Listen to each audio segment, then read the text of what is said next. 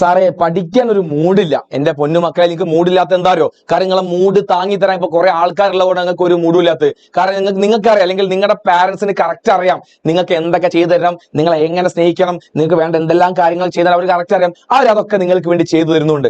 ഒരു പ്രായം കഴിഞ്ഞാൽ ഇതൊക്കെ നമുക്ക് അവർക്ക് തിരിച്ചു ചെയ്തു കൊടുക്കണം, അല്ലെ? ഇപ്പൊ നിങ്ങളെ പാരന്റ്സിന്റെ പ്രായം ചിലപ്പോൾ ഒരു 40 വയസ്സായിരിക്കാം, അല്ലെങ്കിൽ ഒരു 45 വയസ്സായിരിക്കാം. നിങ്ങൾ ആലോചിച്ചു, ഒരു 10 വർഷം കൂടി കഴിഞ്ഞാൽ അവർ വാർദ്ധക്യത്തിലേക്ക് കടക്കുക. അവരുടെ ഇപ്പൊ ചെയ്തു കൊടുക്കുന്ന പല ജോലിയും അവർ റിട്ടയർ ചെയ്യാൻ തുടങ്ങും. അവർ റിട്ടയർ ചെയ്യുന്ന പ്രായമാകുമ്പോഴേക്കും, ഒരു 10 വർഷം കഴിയുമ്പോഴേക്കും നിങ്ങളൊരു ജോലിയിലേക്ക് പ്രവേശിക്കുന്ന സമയമായി.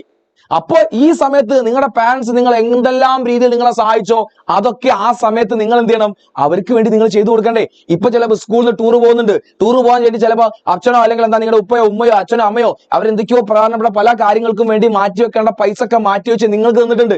ഇത് നിങ്ങൾ അവർക്ക് ഒരു ആവശ്യം വരുമ്പോൾ ചിലപ്പോൾ അവർക്കായിരിക്കും, ചിലപ്പോൾ അവരുടെ പ്രായത്തും ചിലപ്പോൾ അവർക്ക് ടൂർ പോകേണ്ടി വരും, ചിലപ്പോൾ അവർക്ക് വല്ല തീർത്ഥാടന സ്ഥലത്തേക്കായിരിക്കും അവർക്ക് പോകേണ്ടി വരിക. ആ പൈസ നിങ്ങൾ കൊടുക്കണം. അപ്പൊ നിങ്ങൾ ഇങ്ങനെ മൂടില്ലാതെ പഠിക്കാതൊക്കെ ഇരുന്ന് കഴിഞ്ഞാൽ അതൊക്കെ എങ്ങനെ നിങ്ങൾക്ക് ചെയ്യാൻ കഴിയാം? അപ്പൊ നിങ്ങൾ ഇപ്പോഴേ നല്ല മക്കളായിട്ട് പഠിക്കുക. അല്ല, നാളെ പറ്റി നമ്മൾ ഇടയ്ക്കിടയ്ക്ക് ചിന്തിക്കണം. അപ്പൊ നമുക്കൊരു മൂഡ് ഓഫ് ഉണ്ടാവില്ല, നല്ല എനർജി ആയിരിക്കും, നല്ല ഹാപ്പി ആയിരിക്കും. ആ എനർജി നമ്മൾ എന്ത് ചെയ്യുക? പഠിക്കുക.